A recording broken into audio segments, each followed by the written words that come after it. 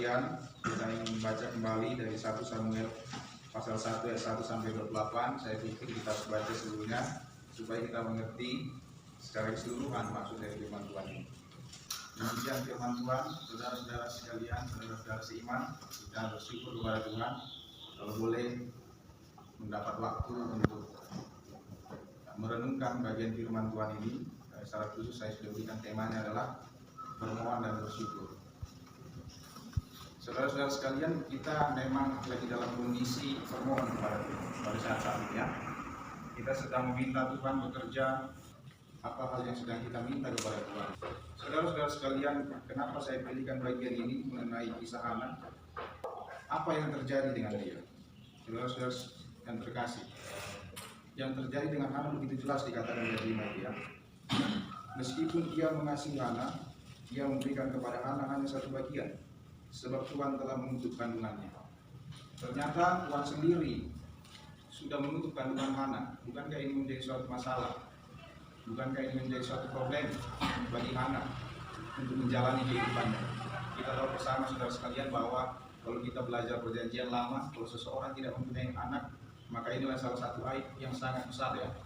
Salah satu hal yang sangat menyakitkan, menyedihkan. Oleh karena itu di dalam pergumulan yang seperti ini, Hana sedang menghadapi masalah yang besar. Hana sedang menghadapi masalah yang tidak biasa.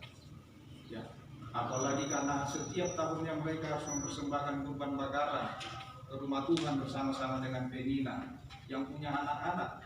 Ya, karena Penina punya anak-anak ya. Maka ketika Elkana akan membagi bagian setelah dipersembahkan kurban bakaran itu, maka anak-anak Penina otomatis dapat bagian. Sementara Hana hanya satu bagian karena dia tidak punya anak. Makanya dikatakan ayat 9 sampai 10. Pada suatu kali setelah mereka habis makan dan minum di Silo, berdirilah Hana, sedang Imam Eli duduk di kursi dekat tiang pintu bait suci Tuhan, dan dengan pedih hati ia berdoa kepada Tuhan sambil menangis terseduh-seduh. Kalau beberapa orang mengatakan ini yang saya baca, menangis terseduh-seduh adalah apa adanya. Ada hal yang menarik bahwa ketika dia datang kepada Tuhan, ketika dia berseru kepada Tuhan, dia menyerukan apa yang ada di dalam hatinya. Dia menyerukan kepedihan hatinya. Ini nazarnya, ini janjinya kepada Tuhan. Sudah ada keyakinan di dalam dirinya, sudah ada keteguhan hatinya meskipun belum terjawab doa itu. Dia sudah yakin ketika anak itu akan hadir, dia akan persembahkan kepada Tuhan sebagai pelayan Tuhan. Siapa yang kita minta, saudara-saudara yang terkasih? Siapa yang kita mohonkan di waktu-waktu ini ketika kita berdoa terus-menerus? Ketika kita meminta kepada Tuhan belas kasihan Tuhan dengan berbagai cara kita lakukan. Apakah kita sedang memuaskan manusia? Apakah kita sedang memenuhi kapasitas-kapasitas duniawi? Atau untuk apa semua doa permohonan kita ini? Untuk apa semua permohonan yang kita sampaikan kepada Allah? Adakah keyakinan di dalam kita, pribadi sebagai orang percaya, sebagai komunitas di tempat ini? Ketika Tuhan memberikan orang-orang yang kita doakan itu, Tuhan menambah-nambahkan orang-orang yang kita doakan itu, apakah memang tujuannya adalah untuk memuliakan Tuhan? Apakah memang tujuannya adalah untuk menjadi pelayan-pelayan yang Tuhan pakai? Kalau kita melihat bagian ini, kita melihat kembali bahwa ada tujuan dari setiap doa-doa yang disampaikan. Ada tujuan dari doa-doa ketika seseorang berdoa kepada Tuhan, bukan sekedar ikut-ikutan. Apa dikatakan di sana? Pergilah dengan selamat, dan Allah Israel akan memberikan kepadamu apa yang kau minta daripada. Siapa yang menjadi pengharapan kita? Tuhan bisa pakai mungkin orang-orang di sekitar kita, orang-orang yang tidak tahu apa yang kita mohonkan, orang-orang yang tidak tahu apa yang sedang kita doakan. Tapi mungkin orang-orang itu Tuhan pakai menentukan pengharapan kita. Kita tidak tahu caranya seperti apa. Ya, bisa Tuhan pakai dengan berbagai hal. Pergilah dengan selamat, dan Allah Israel akan memberikan kepadamu apa yang kau minta daripadanya. Sesudah itu berkatalah perempuan itu, biarlah hambamu ini mendapat belas kasihan daripadamu. Lalu keluarlah perempuan itu, dia mau makan dan mukanya tidak muram lagi. Mungkin ketika kita mendapatkan pengharapan-pengharapan seperti ini, Tuhan yang menjawabkan satu-satunya.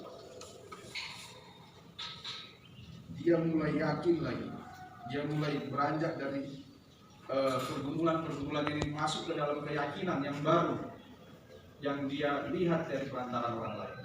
Eli tidak tahu apa yang didoakan, makanya nanti ditegaskan dia terakhir. Akulah itu orangnya waktu berdoa minta anak.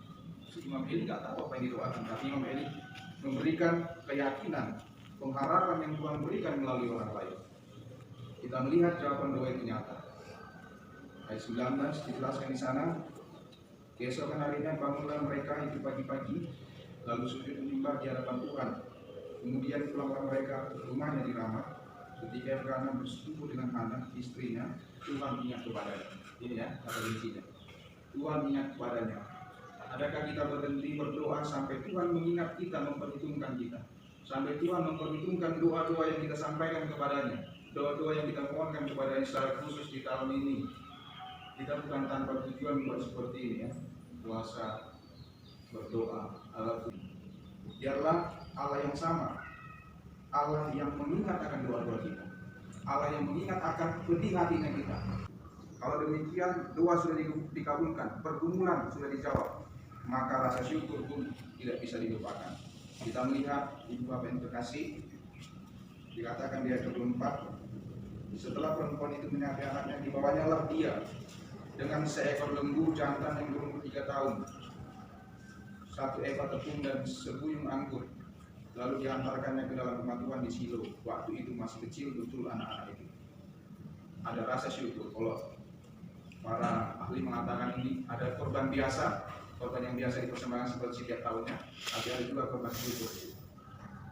Ada korban harus syukur, ucapan syukur kepada Allah karena Allah menjawab doanya. Tadinya kandungannya tertutup, mandul, sekarang dibukakan. Karena Tuhan adalah Tuhan yang sama, yang sanggup menutup dan sanggup membuka. Maka dia bersyukur karena tindakan Allah itu. Ini yang saya katakan tadi, ayat 26. Lalu kata perempuan itu, mohon bicara Tuhan, mohon izin gitu ya. Demi Tuhanku hidup, akulah perempuan yang dahulu berdiri di sini dekat Tuhanku untuk berdoa kepada Tuhan. Untuk mendapat anak inilah aku berdoa, dan Tuhan telah memberikan kepadaku apa yang kuminta daripadanya. Kiranya Tuhan berikan kepada kita apa yang kita doakan. Maka aku pun menyerahkan kepada Tuhan seumur hidup. Terserahlah dia kiranya kepada Tuhan. Lalu sujudlah mereka di sana menyembah Tuhan. Biarlah segala doa permohonan kita, saudara-saudara terkasih sekalian, di dalam pergumulan kita lepas pribadi komunitas ini, Tuhan menjawabnya. Dan biarlah itu seluruhnya untuk kemuliaan Tuhan. Dan kita tidak lupa bersyukur apapun yang sudah Tuhan jawab. Bukan menutupi kita untuk bersyukur kepadanya. Seberapapun yang Tuhan berikan, biarlah kita tetap bersyukur karena Dia adalah Tuhan yang mengingat akan doa-doa kita. Demikian perlindungan yang bisa kita berikan. Amin. Mari kita berdoa.